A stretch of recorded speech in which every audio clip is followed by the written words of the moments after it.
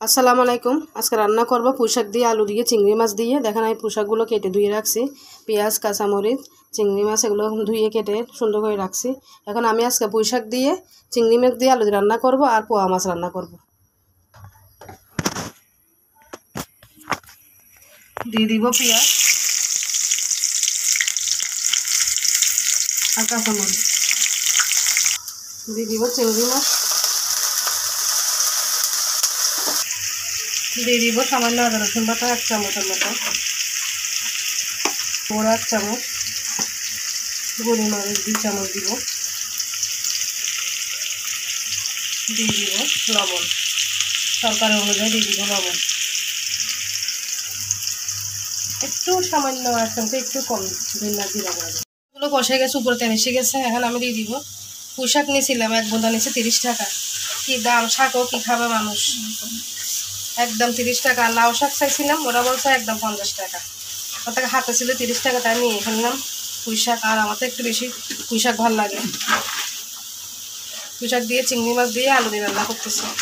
আর আমার আলুগুলো ছিল কালকে যে ডিম দিয়ে আলু দিয়ে রান্না করলাম, আপনাকে দেখেন সেই আলু ছিল, সেই আলুগুলোই আমি দিব। কীভাবে দিব তখন দেখাবো, এখন দিব না। আমার একটু শাকটা আসতে আগে মজে যায়। আমরা পুঁইশাক দিয়ে, আলু দিয়ে, চিংড়ি মাছ রান্না করবো। বললাম না আলু দিয়ে কালকে ডিম রান্না করছিলাম, কয়েকটা আলু থেকে গেছে, ফেলবো কি জন্য, যে দাম জিনিসের।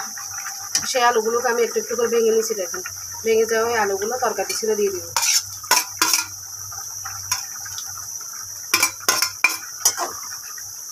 রান্না করা আলুগুলো ডিমের ঘ্রাণ আসবে, চিংড়ি মাছও শাক 2-3 রকমের তরকারি ঘ্রাণ আসবে। রান্না করবো পোয়া মাছ, দিনতে ভেজে করে রাখাইছি, আজকে কাঁচা রান্না করবো পোয়া মাছ। দিয়ে দিব পেঁয়াজ আর কাঁচামরিচ দিয়ে দিব। এখন দিয়ে দিব সামান্য করে আদা রসুন বাটা একটুখানি। আর দেখেন এখানে আমি সর্ষে বাটা নিচ্ছি, সর্ষে বেটে নিচ্ছি, কাঁচামরিচ বেটে নিচ্ছি। আর এখানে একটু হলুদের গুঁড়ি, মরিচের গুঁড়ি, একটু সামান্য জিরা ধনিয়া দিচ্ছি, আমি এটা দিয়ে দিচ্ছি। পোয়া মাছ, আপনারা তো ইলিশ মাছের সর্ষে থাকে, আমি পোয়া মাছ দিয়ে সর্ষে দিয়ে রান্না করে দেখি কেমন মজা হয়। আসলে অনেক মজা, আমি খেয়েছি, তারপরে আপনাদেরকে রান্না করে দেখাচ্ছি আর কি। আমার অনেক মজা লাগে, তাই আপনাদের সাথে আমি শেয়ার করছিলাম আর কি। দেখেন আমার সর্ষেটা অনেক সুন্দর করে ফুটে গেছে। এখন আমি যে মাছে একটু হলুদ লবণ দিয়ে রেখে রাখছিলাম, সেই মাছগুলো দিয়ে দিব।